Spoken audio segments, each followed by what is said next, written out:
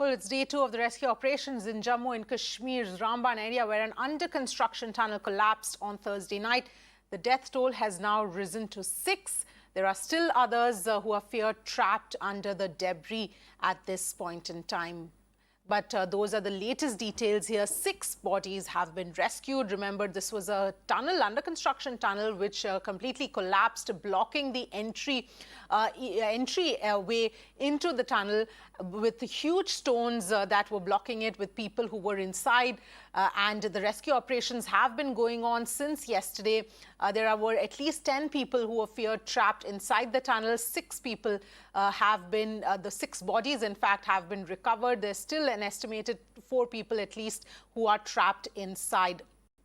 And this is, of course, an extremely challenging rescue operation, given the huge stones and rocks that are there and that have fallen there. So there were a lot of machines that in place trying to drill the entire area and clear it out for this particular rescue operation. And you can see the machines there still working and trying to clear as much of the area as possible. But the death toll is now risen to 6. Pradeep is joining us for more details. Pradeep, this, of course, was the fear. Even yesterday, the officials said that, the chances of survival were not looking too good. And now we are looking at 6 people who have died.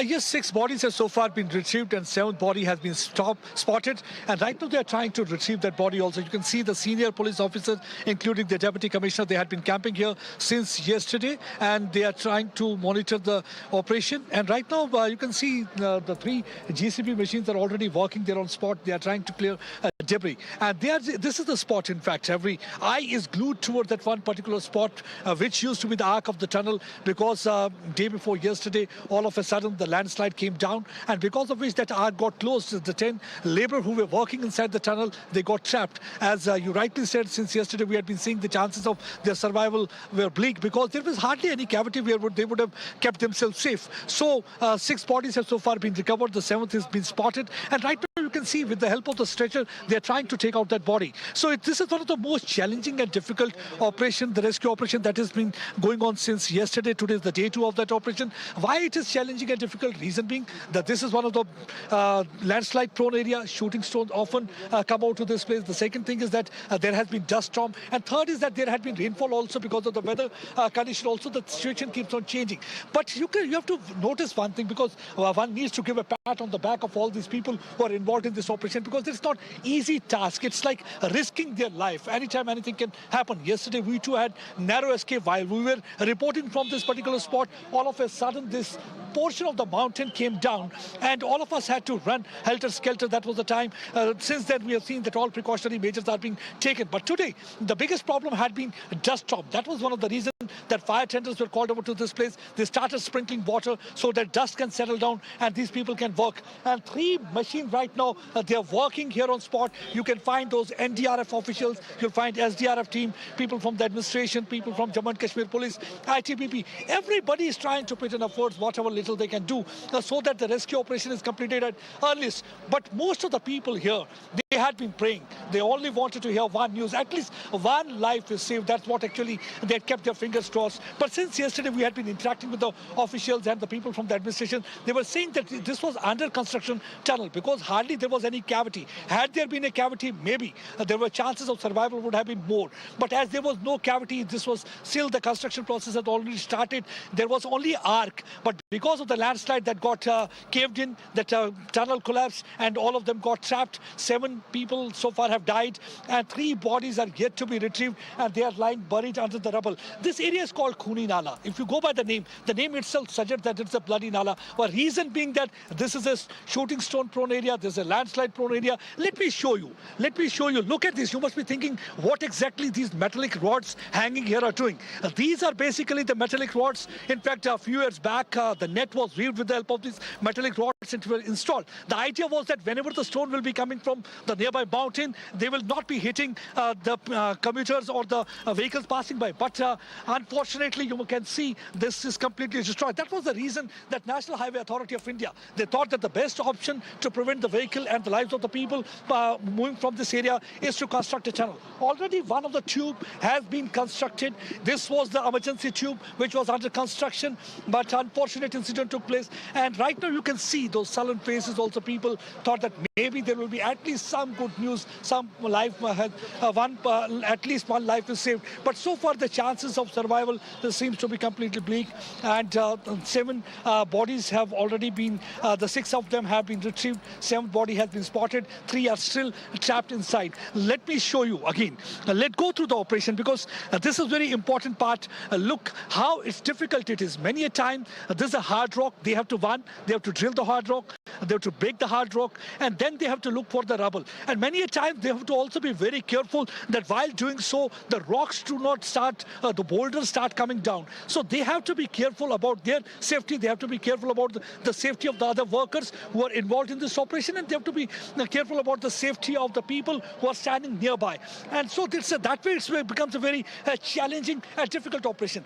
But what actually one needs to appreciate is that officials since yesterday, without proper food and water, they had been monitoring this operation, and they had also been updating Lieutenant Governor Manoj Sinha. Yesterday we saw that through virtual mode, he was in touch with them, trying to get latest updates from the situation on the ground. And today also he had been interacting with them, trying to find out. So it was a special instruction from the Lieutenant Governor that you have to be on spot, ensure that the operation is completed at earliest. And today they are trying their level best. Right now we see the body has been recovered. It is being put in the body bag. The 7th body has finally been retrieved. The 7 bodies, unfortunate thing that 7 bodies have been retrieved, and 3 are still trapped and buried under the debris. And they are trying to clear the debris so that all the 10 bodies can be retrieved at earliest, because more delay means more challenges, more difficulties, because we have seen that after every 1 or 2 hours, the weather condition here changes. We saw a few hours back, there was a rainfall, sometimes there's a dust storm. So there are a lot many things, there are a lot many challenges. And the biggest challenge is the safety. The safety of the people involved in this operation. And right now you can see the 7th body recovered and in body bag on stretcher. They are carrying this body towards the nearby ambulance. It will be taken to the nearby hospital, and DRF team people carrying this body. So the operation still continues. Even after 36 hours, this operation here is continuing, and 7 bodies have so far been retrieved. A very unfortunate incident, a tragic incident. It was at 11 p.m.